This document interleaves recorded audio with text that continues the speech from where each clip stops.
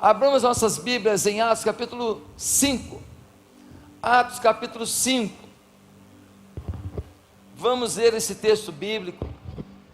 Eu tinha interrompido uma série de mensagens sobre o Espírito Santo, e eu estou retomando por alguns domingos essa mensagem. Depois eu volto com uma sequência de novas mensagens, eu volto com uma sequência do Espírito Santo. De tempos em tempos teremos mensagens sobre o Espírito Santo, de forma que nós vamos percorrer todo o livro de Atos esse ano. Todo o livro de Atos esse ano. Então, Atos capítulo 5.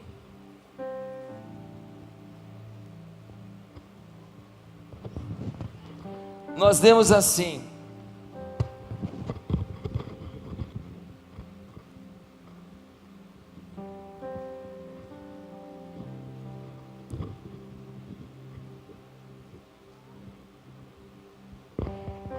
Atos 5, versículo 1 diz assim: um homem chamado Ananias, com Safira sua mulher, também vendeu uma propriedade. Ele reteve parte do dinheiro para si, sabendo disso também sua mulher, e o restante levou e colocou aos pés dos apóstolos. Então perguntou Pedro: Ananias, como você permitiu que Satanás enchesse o seu coração, ao ponto de você mentir ao Espírito Santo e guardar para si uma parte do dinheiro que recebeu pela propriedade? Ela não lhe pertencia, e depois de vendida, o dinheiro não estava em seu poder. O que o levou a pensar em tal coisa? Você não mentiu aos homens, mas sim a Deus. Ouvindo isso, Ananias caiu morto. Grande temor apoderou-se de todos os que ouviram o que tinha acontecido. Então os moços vieram, envolveram o seu corpo, levaram-no para fora e o sepultaram. Cerca de 3 horas mais tarde, entrou uma mulher sem saber o que havia acontecido. Pedro lhe perguntou: diga-me, foi esse o preço que vocês conseguiram pela propriedade? Respondeu ela: sim, foi esse mesmo. Pedro lhe disse: porque vocês entraram em acordo para tentar o Espírito do Senhor. Por quê? Veja, estão à porta os pés dos que sepultaram seu marido, e eles a levarão também. Naquele mesmo instante, ela caiu morta aos pés dele. Então os moços entraram e, encontrando-a morta, levaram-na e a sepultaram ao lado de seu marido.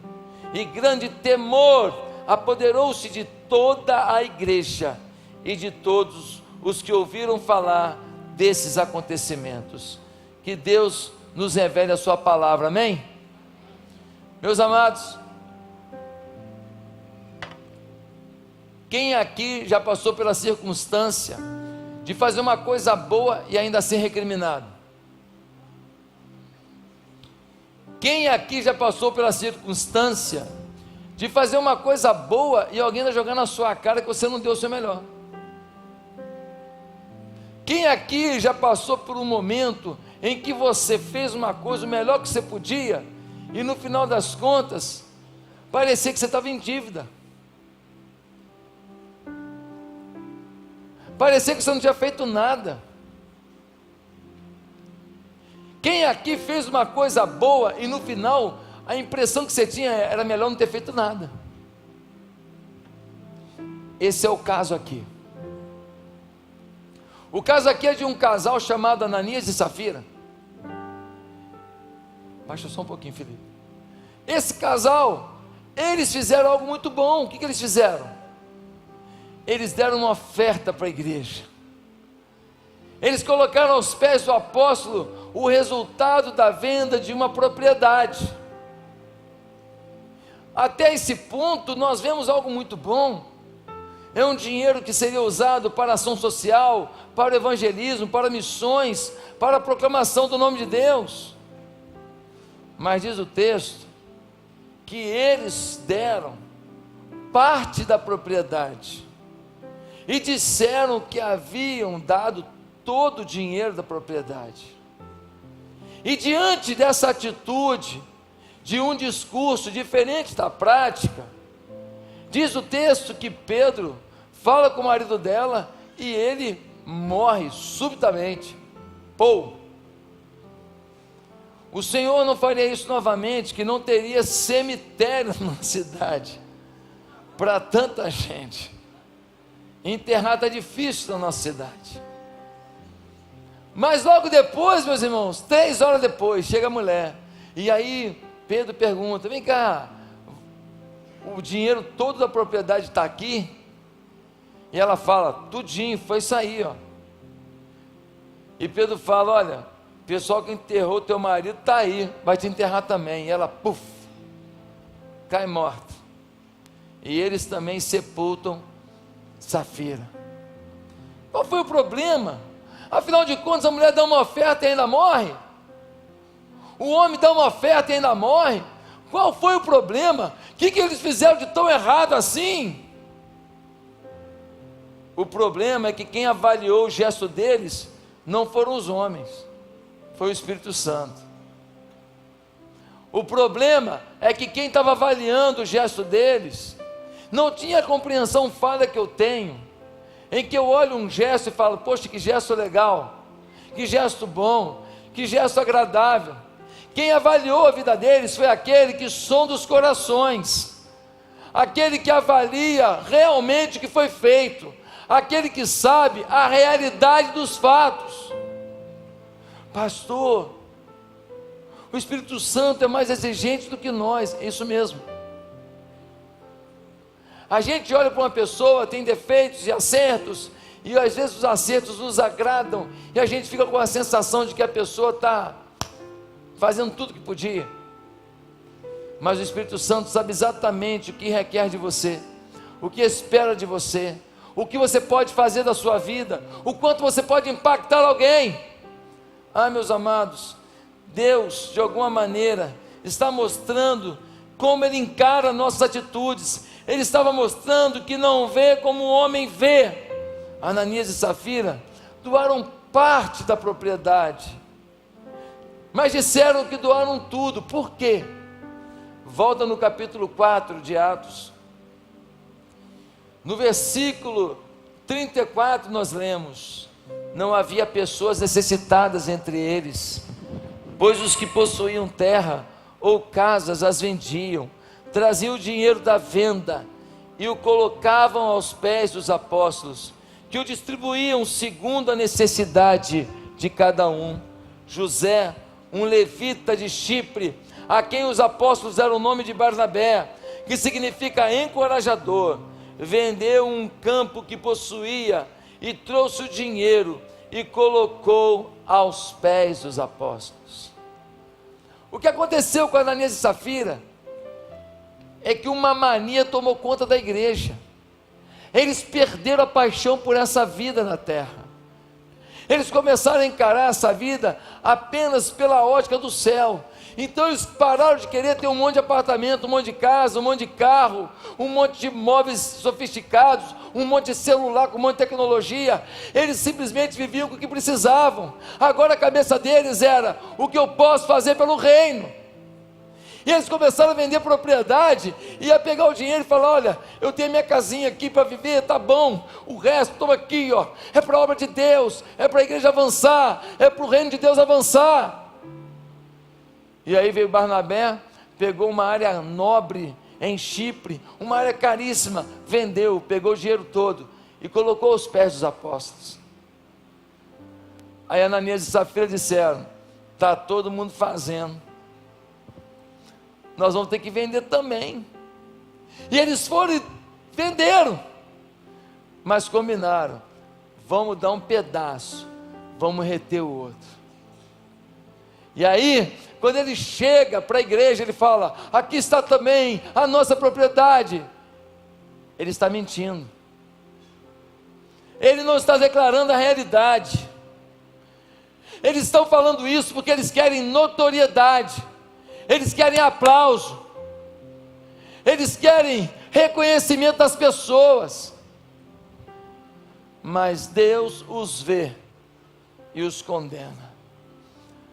O apóstolo Pedro diz: vocês mentiram a quem? Não foram aos homens, vocês mentiram ao Espírito Santo. Meu amado irmão, o Espírito Santo está te avaliando. O Espírito Santo está olhando para a sua vida. O Espírito Santo está vendo cada gesto seu.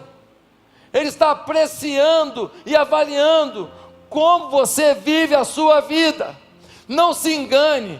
Você está no meio da multidão e você faz uma coisa, faz outra, e vive lá fora uma coisa, aqui na igreja outra, e você pensa que Deus não está nem aí. Deus está muito aí. O Espírito Santo nos acompanha. Ele vai com a gente aonde a gente faz alguma coisa boa ou ruim. Ele se entristece conosco, diz a Bíblia, ou ele se alegra conosco. Não tem jeito. Deus está acompanhando os seus passos. E por isso eu quero hoje falar 4 coisas sobre a avaliação do Espírito Santo em nossa vida. Primeiro, sobre a avaliação do Espírito Santo, é preciso dizer que você nunca fará o seu melhor se fizer as coisas por obrigação. Você nunca fará o seu melhor se fizer as coisas por obrigação. Meus irmãos, Ananias e Safira viram todo mundo vendendo a propriedade. Um vende e doa o dinheiro, o outro vende e doa o dinheiro, o outro vende e doa o dinheiro. Eles falaram: caramba, só a gente que não fez ainda, nós vamos ter que fazer. Eles se sentem obrigados, mas o coração não queria. O coração não desejava. Eles fizeram porque ficava muito chato, todo mundo fazendo e eles não. E aí no versículo 4, a gente lê assim: ela não lhe pertencia, e depois de vendida a propriedade, o dinheiro não estava em seu poder? O que levou a pensar em fazer tal coisa? Você não mentiu aos homens, mas sim a Deus. Pedro está dizendo: querido, o dinheiro era seu, ficasse com ele, a vida era sua, fizesse o que quisesse com ela. Deus não está querendo que ninguém faça por obrigação, Deus está querendo que você faça por amor. Ah, pastor, vou liderar a célula porque me obrigaram. Não, não lidere por obrigação não. Ah, pastor, vou trabalhar na igreja porque está todo mundo trabalhando, fica chato. Não, querido, Deus não está querendo que você faça alguma coisa aqui na igreja por obrigação. Sabe por quê? Porque quando fazemos por obrigação, isso tem prazo de validade. Tudo que você faz por obrigação, vai ter um dia que você vai ter acúmulo de chateação. E aí, você vai abandonar aquilo que você começou, você vai deixar de lado aquilo que Deus te entregou. Queridos, todos doavam. Barnabé doou. Talvez eles queriam se comparar com Barnabé. Ele está tirando muita onda, todo mundo aplaudindo ele. Nós também queremos esse aplauso. Não é só para Barnabé não. Eles foram lá, aqui ó, também doamos tudo. Queridos, me fale uma pessoa que marcou o mundo fazendo algo por obrigação. Me fale uma pessoa que mudou a história por obrigação. Mas eu te falo um monte de gente que mudou a história por paixão. Eu te falo de Mahatma Gandhi, que chegou para a Inglaterra e falou: aqui ó, nós não vamos ser escravos de vocês, mas nós não somos bicho para pegar em arma e matar vocês. Nós vamos fazer a nossa revolução pacífica. Se quiserem, nos matem, mas escravos não seremos. E aquele homem marca a libertação da Índia. Eu poderia falar de Martin Luther King, que depois de episódios em que pessoas são expulsas de ônibus de lotação, depois de episódios em que pessoas são humilhadas em restaurantes, simplesmente pela cor da sua pele ser negra, depois de ver jovens sendo mortos, simplesmente porque sua pele era negra, Martin Luther King começa um movimento para que as pessoas tivessem raiva umas das outras, para que os brancos fossem mortos, não, para que houvesse amor, independente da raça, porque todos somos raça humana, todos somos criação de Deus. Então, ele faz um grande discurso, I have a dream, no qual ele diz: eu tenho um sonho, que um dia as minhas filhas não sejam avaliadas pela cor da sua pele, mas pelo caráter da sua vida. Não tem um lugar nos Estados Unidos que não tem homenagem a Martin Luther King. É Avenida Martin Luther King, é Rua Martin Luther King, é Memorial Martin Luther King, é Praça Martin Luther King, é Prédio Martin Luther King. Você chega no aeroporto, toda vez que eu vou no aeroporto lá nos Estados Unidos, eu passo e eu vejo lá uma homenagem a Martin Luther King, exposição de Martin Luther King. Mudou a história, um pastor de uma igreja simples, mas que decidiu fazer alguma coisa por paixão, não por obrigação. Ah, meus irmãos, o que falar de Madre Teresa, que um dia um requintado, um nobre, viu Madre Teresa limpando aquelas feridas, aquele negócio fedido, aquele negócio carregado de uma pessoa carente. Ele olhou aquilo, teve um nojo danado e falou assim: ô Madre Teresa, eu não faria isso por dinheiro nenhum desse mundo. E ela disse: nem eu. Por dinheiro não. Por dinheiro, isso aqui, por dinheiro não. Por obrigação não. Eu faço por paixão. Eu faço por amor. É interessante quando Benjamin Franklin, um estudioso, um cético, um ateu, e ele frequentava as reuniões do grande avivalista do século XVIII, Whitefield. E um dia foram perguntar a Benjamin Franklin e disseram: por que você assiste uma pregação de algo que você não crê? E Benjamin Franklin responde: é verdade que eu não creio, mas ele crê. O que fazia Whitefield às 6 horas da manhã pregar para multidões de 10, 6, 12, 15 mil pessoas? O que fazia esse homem ir para um lugar frio como a Inglaterra e anunciar o poder de Deus? Encantava Benjamin Franklin. E aquele estudioso, aquele ateu, ia para lá e dizia assim: eu não acredito, mas esse cara acredita, porque olha como ele fala. Por que ele acredita? Eu quero entender por que ele acredita. Ninguém convence ninguém de sua fé se não for por paixão. Tudo que você faz na igreja hoje, que você vive reclamando, que você fala: eu não sei se dá para mim, é cansativo, querido, você está fazendo por obrigação, hein? Por isso que o prazo de validade está chegando.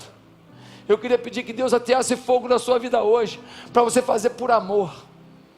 Porque se você fizer por amor, ninguém vai te segurar, ninguém vai te impedir. A primeira coisa sobre a avaliação do Espírito Santo é que você nunca fará o seu melhor se for por obrigação. Segundo, quanto à avaliação do Espírito Santo, você nunca fará o seu melhor se fizer as coisas sem a correta motivação. Você nunca fará o seu melhor. Por que Ananias e Safira estavam agora ofertando alguma coisa? Sabe por quê? Porque eles queriam aparecer. Porque eles queriam ser comentados, porque eles queriam dar o testemunho no boletim da igreja, e eles achavam que isso ia ficar numa boa. Fica claro que Ananias e Safira queriam prestígio, mas eles acabaram mentindo ao Espírito Santo de Deus. Como diz o versículo 4: para os homens conta muito o que fazemos, para Deus conta muito a intenção do coração do que fazemos. Para os homens conta muito o resultado que apresentamos, para Deus conta muito a intenção do nosso coração para apresentar o resultado.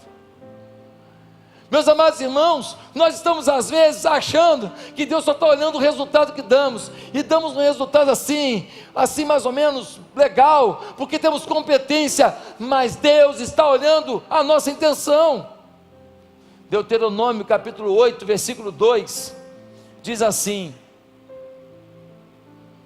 lembrem-se de como o Senhor, o seu Deus, os conduziu por todo o caminho no deserto, durante esses 40 anos, para humilhá-los e pô-los à prova, a fim de conhecer suas intenções, se iriam obedecer aos seus mandamentos ou não.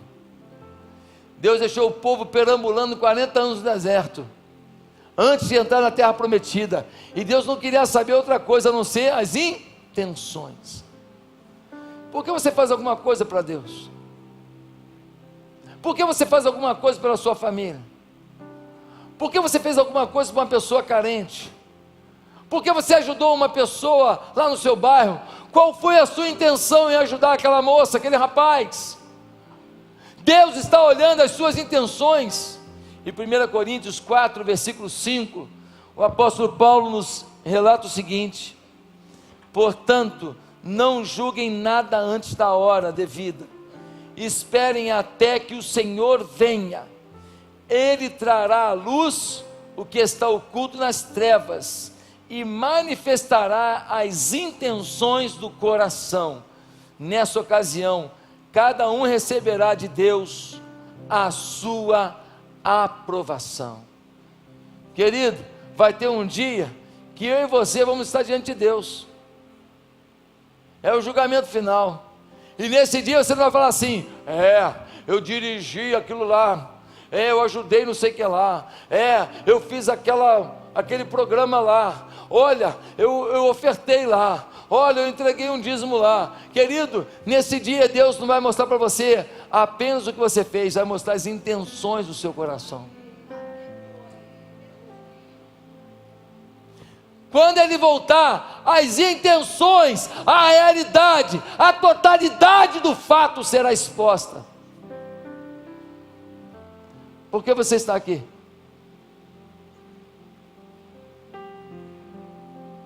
Por que você vai à célula? Por que você faz um curso preparatório para ser líder? Por que você me abraça à porta? Por que você dá a paz do Senhor para os irmãos aqui da igreja? É sincero, é honesto. Deus está querendo saber se você tem intenção boa com a sua família, ou se você tem um discurso bonito, mas sua prática é desleal. Deus está querendo saber se você só trata bem o pessoal aqui, mas quando chega lá fora da igreja, seu apelido é irmão rinoceronte. De tão bravo que você é, de tão feroz que você é. Deus não está impressionado com aquilo que nós podemos nos impressionar. Deus está vendo as intenções, a realidade do seu coração. Você nunca dará o seu melhor para Deus se você não olhar o seu coração. Uma mulher chegou para um pastor amigo meu e falou assim: pastor, estou muito chateado com o pastor. Aí o pastor falou: mas por que você está chateada comigo, minha irmã? Eu estou chateada porque eu trabalho muito mais que a irmã tal, e o senhor elogiou a irmã tal um dia desse. E aquele pastor amigo meu, super sincero, ele disse: ô irmã, me perdoe, eu não sabia que a irmã fazia para mim, eu pensei que a irmã fazia para Deus.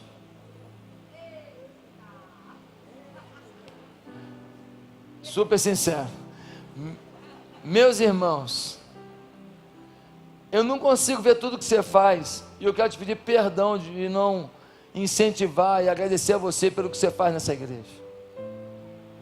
Eu queria te pedir perdão pelos trabalhos que você fez, pelo papel que você catou, pela pregação que você fez, ou pela canção que você entoou, ou pelo projeto que você liderou. Eu não consigo estar nas 600 células.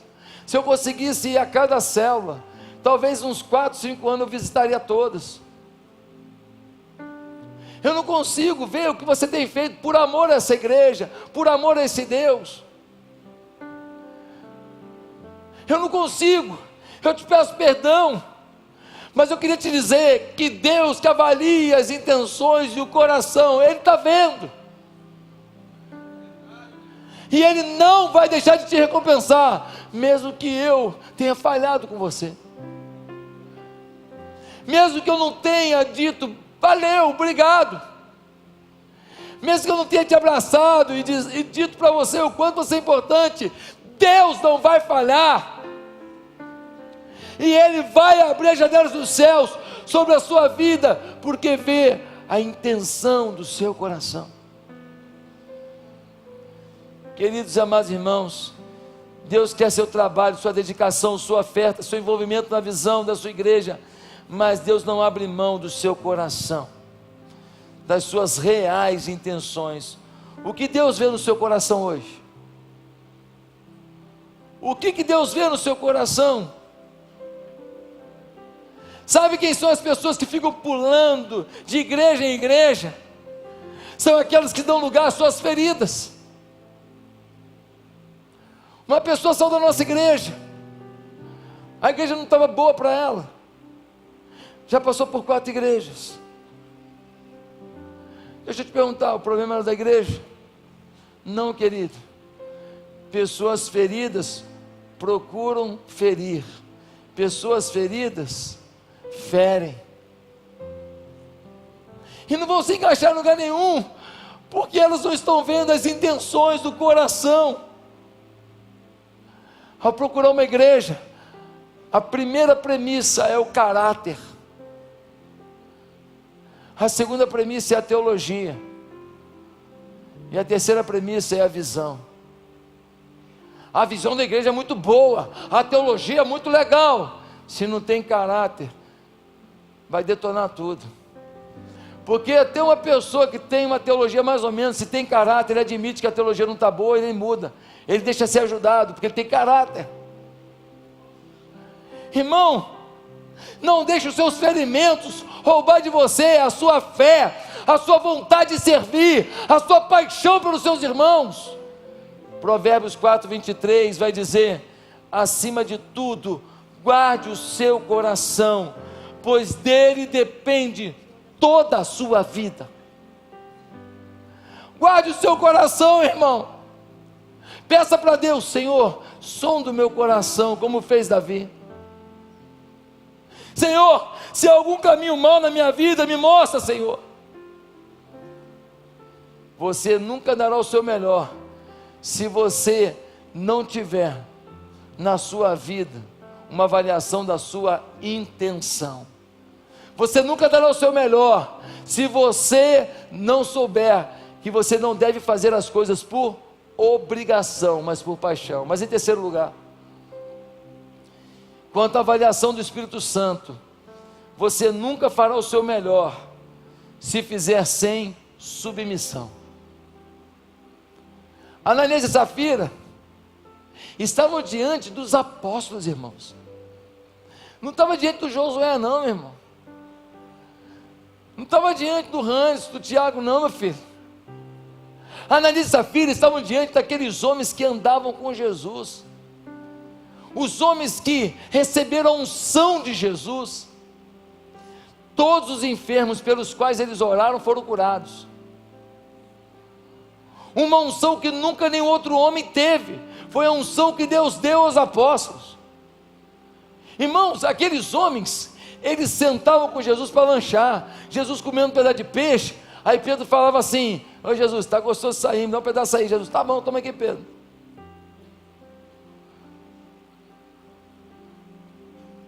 João estava bebendo uma água, numa fonte lá, bebendo uma água e tal. Jesus chegava: Pedro, me dá um copo aí. Aí o mesmo copo, sem lavar, sem detergente, toma aí, Jesus. Pegava água, Jesus bebia. Você tem noção do que é isso? Eles deitavam no chão de vez em quando, assim, ó, para olhar as estrelas. Todo mundo deitado. Sapato furado não, né? Imagina que você deitar para olhar o luar e bater papo, e um dos caras que está falando ali não é nada menos do que o Filho de Deus. Mas Ananias e Safira mentiram para eles. Você nunca vai dar seu melhor para Deus se você não entender o conceito da submissão, se você não entender a autoridade sobre a sua vida. Tem muito filho que não respeita seus pais, e você não rompe na vida, você não avança na vida. Querido, eu tenho 47 anos, e não houve nenhum ó, o que me chateia profundamente. 47 anos, mas até hoje o meu pai tem inferência na minha vida, ingerência na minha vida. A minha mãe interfere na minha vida, me dá opinião na minha vida. É claro que depois de 47 anos, acumulando uma gama de experiências, hoje tendo uma visão de Deus para a minha vida, eu não obedeço a tudo que eles pensam, mas eu sempre vou ouvir. Sabe por quê? Porque é meu pai, é minha mãe.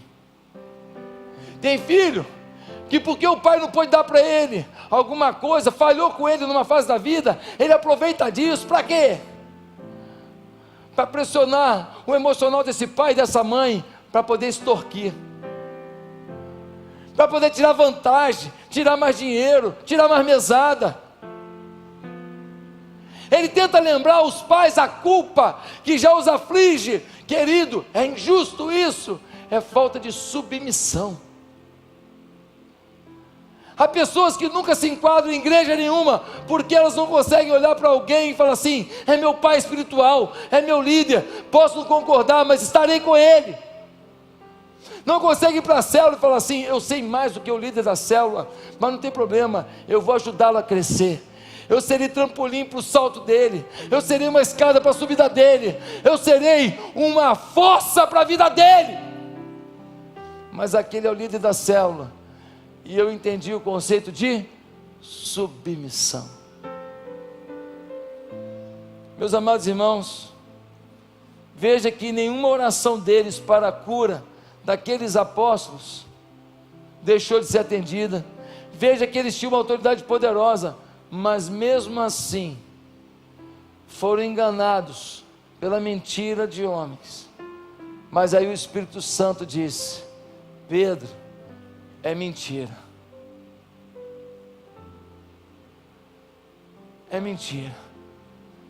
Eles não são submissos a você, eles estão mentindo para você. Meus amados irmãos, toda insubmissão um dia se revelará. Todo ato de submissão não fica nas sombras, um dia vem a luz.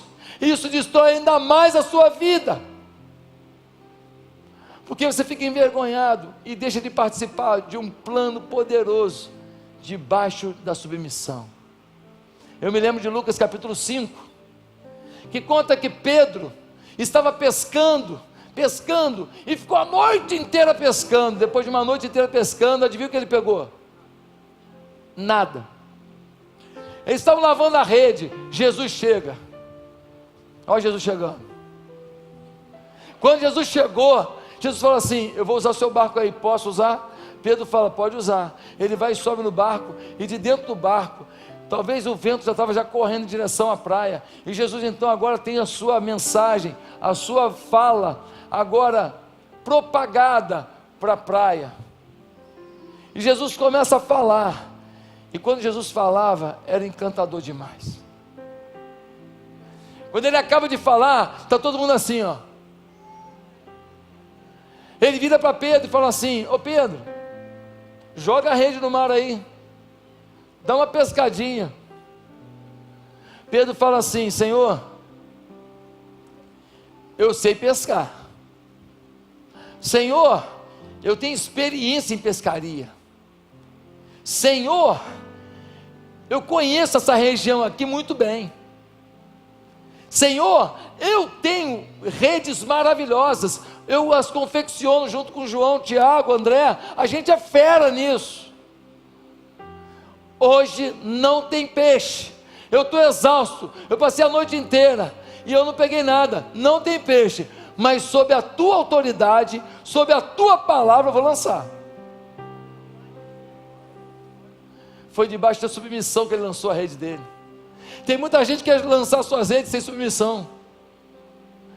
Independência, quando tem vitória, vai trazer autossuficiência, e autossuficiência é o mesmo problema que Lúcifer viveu. Meus amados irmãos, ele pega a rede junto com os discípulos e e quando ele puxa a rede, o que aconteceu? Peixe para danar. Mas tanto peixe, que eles começaram a puxar, e Pedro falou: vai arrebentar a linha, ajuda aí, vai virar o barco, é peixe demais, porque nós lançamos debaixo da autoridade que Ananias e Safira não conheciam. Ananias e Safira podiam chegar para Pedro e falar assim: Pedro, eu queria te falar uma coisa, fizemos besteira, foi mal, sorry, para entender uma parte do sermão.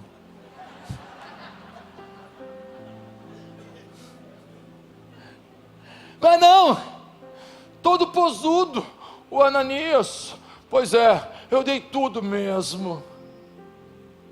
Se tivesse arrependido, não tinha morrido. 3 horas depois, vem lá a Safira, cheia de bolsa do Vila de Mall. Deu tudo, mas estava com dinheiro. Aquele bando de bolsa, ô irmãos, Deus é fiel, o shopping está uma beleza. Aí o Pedro fala assim: está vindo o Vila de Mall, querida? É, Pedrinho, que bênção, Deus tem abençoado. Aí Pedro pergunta: vem cá, você deu tudo? Foi, demos tudo, nosso coração é muito generoso. Teu marido já morreu, vai fazer companhia para ele. E ela morre também.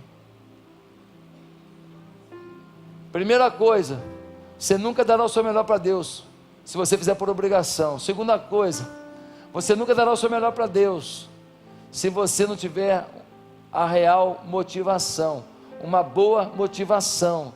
Você nunca dará o seu melhor para Deus, se você não estiver debaixo de submissão do seu pai, da sua mãe, da sua família, do seu esposo, do seu pastor, do seu líder de célula, da sua igreja. Mas em último lugar, na avaliação do Espírito Santo, você nunca fará o seu melhor se fizer as coisas sem muita oração. Você nunca dará o seu melhor se você não fizer com muita oração. Meus amados irmãos, versículo 3, nós vemos assim: então perguntou Pedro: Ananias, como você permitiu que Satanás enchesse o seu coração, ao ponto de você mentir ao Espírito Santo e guardar para si uma parte do dinheiro que recebeu pela propriedade?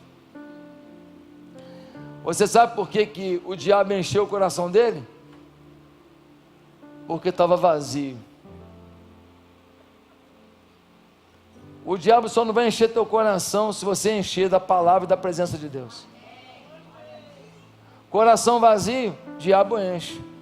Coração cheio, o diabo joga um pouquinho, mas é minoria. É uma gota. E aí você está recebendo mais palavra, e então vai enchendo de novo e vai expurgando, vai jogando fora o que o diabo colocou. Você está sempre renovando e enchendo o pote. Querida, se o saco estiver vazio, o diabo bota o que ele quiser. Mas se o saco estiver cheio, não tem para o diabo. Quem crê nisso, amém?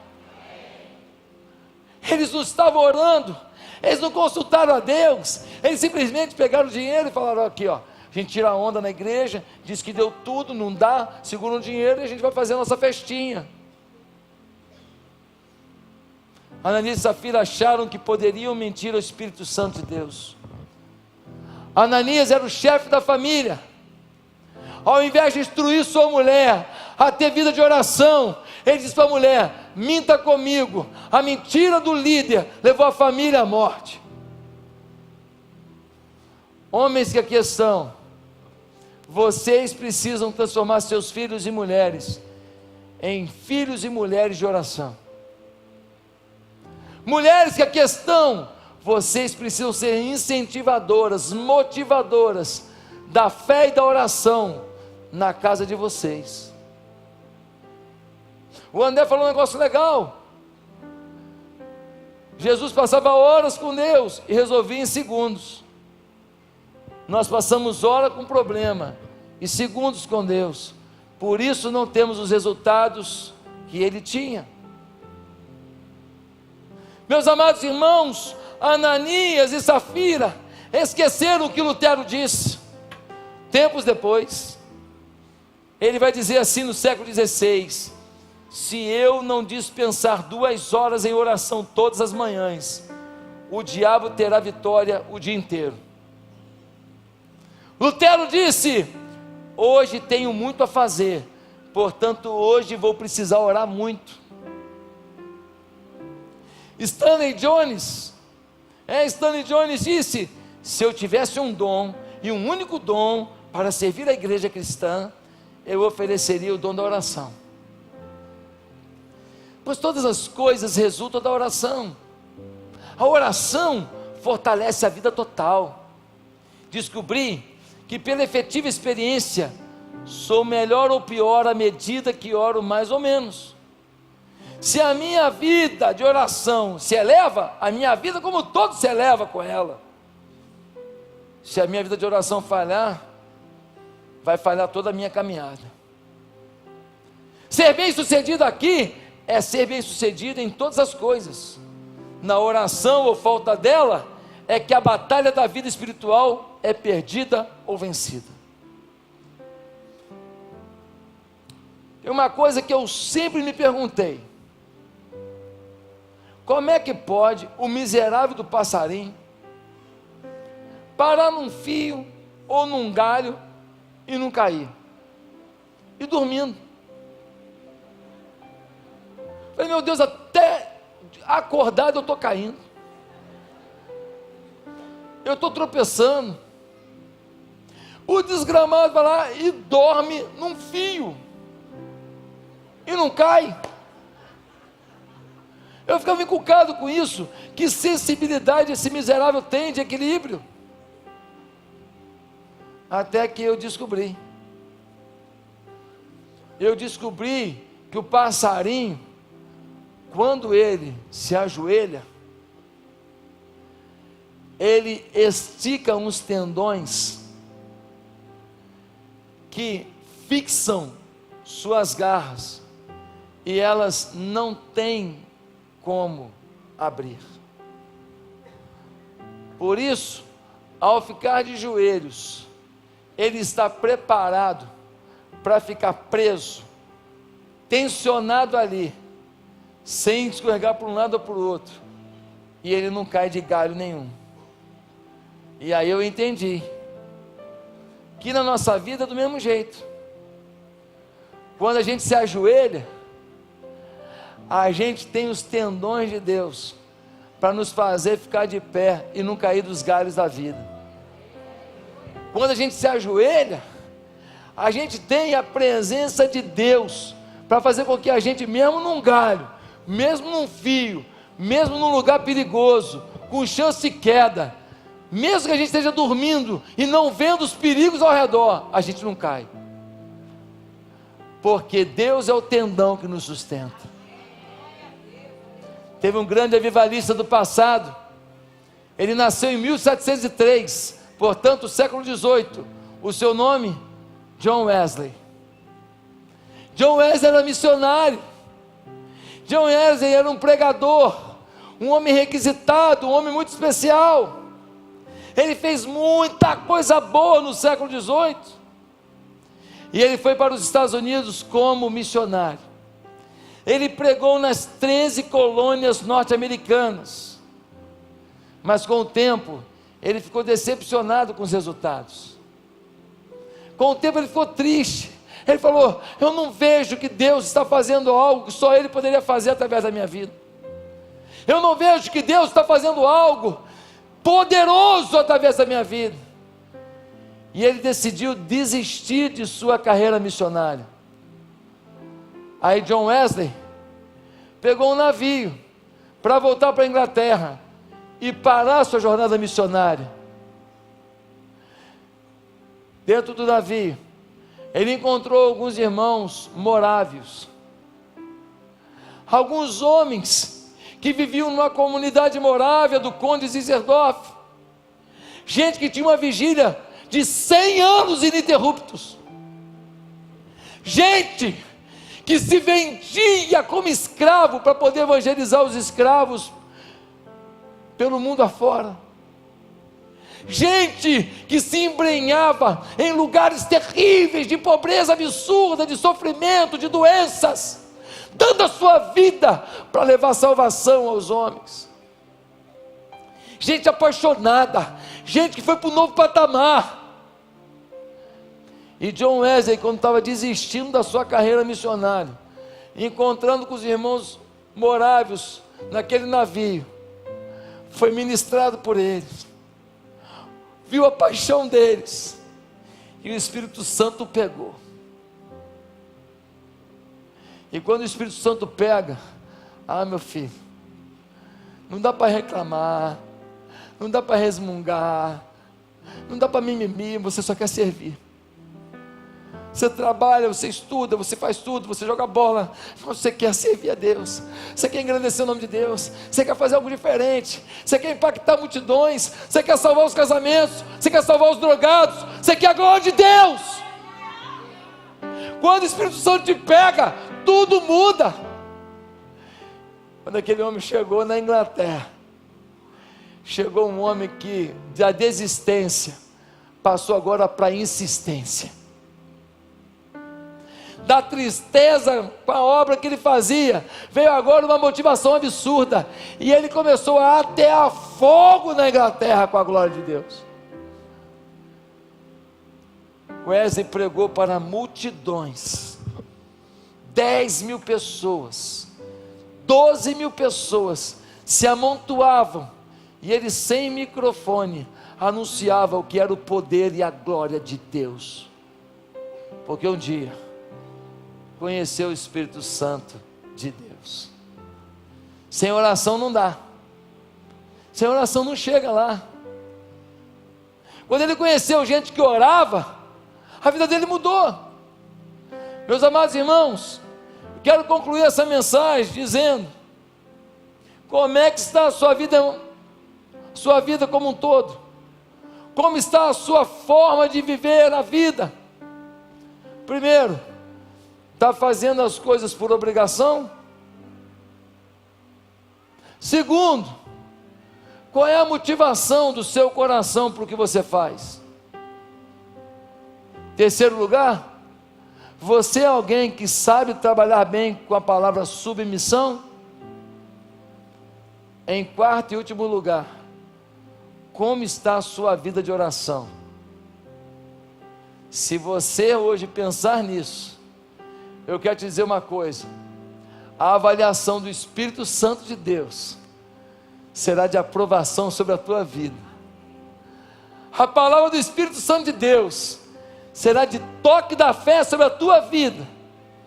O final de Ananias e Safira foi morte, o final da tua história é vida.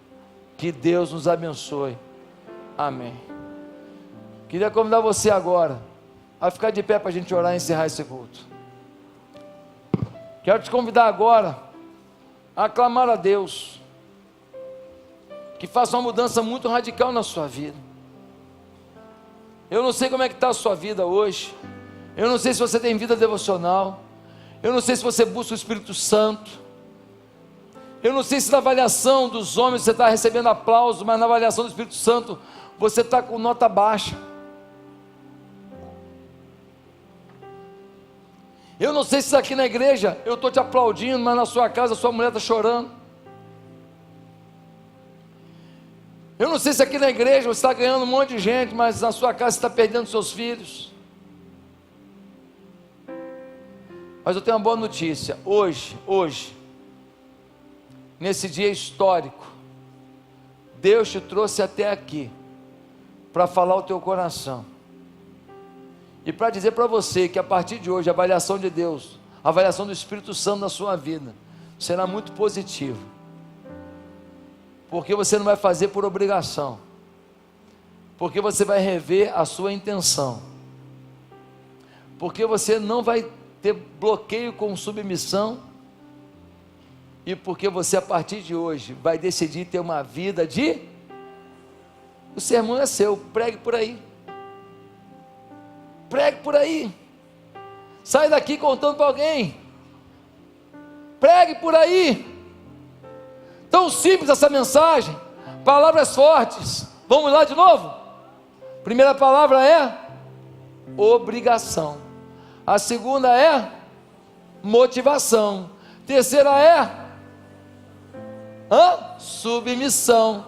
E a quarta é oração. Olha aí, você está com o sermão prontinho. Você nem precisa falar a fonte. Você fala que foi o Espírito Santo, porque foi Ele mesmo. Eu creio que Deus está fazendo algo lindo aqui agora. Eu sinto que o Espírito Santo está agindo aqui agora. Eu sinto que tudo que a gente está vivendo como igreja é tratamento do Deus vivo sobre nós, para que a gente viva uma nova etapa. Eu queria perguntar para você, se você precisa dar perdão a alguém aqui na igreja, talvez a mim, eu te magoei com uma coisa que eu falei, não sei. Quero te perguntar se você hoje quer rever a sua forma de viver com a sua família. Eu não sei se você quer repensar o que você está vendo na internet, mas eu queria que agora você se curvasse diante de Deus e dissesse: hoje eu estou tendo um encontro com Deus vivo. Hoje o Espírito Santo está conduzindo as minhas etapas de vida. Hoje eu vou sair daqui marchando, e eu vou viver uma vida abundante, eu vou caminhar em vitória,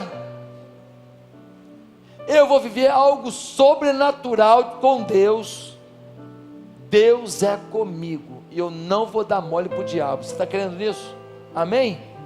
Então repete comigo essa oração, diga assim: eu creio que hoje o Deus vivo está aqui, e falou comigo, e me abençoou, e eu não vou dar bobeira para a cilada do inferno. Eu vou viver a plenitude de Deus. Eu creio que o meu Deus me fará fazer, pela minha família, pelas pessoas, pela obra de Deus, as coisas por paixão e não por obrigação. Eu quero uma boa intenção, uma boa motivação para tudo que eu vou fazer. E eu quero caminhar com a minha igreja, com a minha família. Eu não vou abrir mão de submissão. E para terminar, eu estou entendendo que eu preciso ter muita oração. Meu Deus, me enche com a tua glória. Eu vou sair daqui para uma semana de vitória, de alegria, de poder de Deus.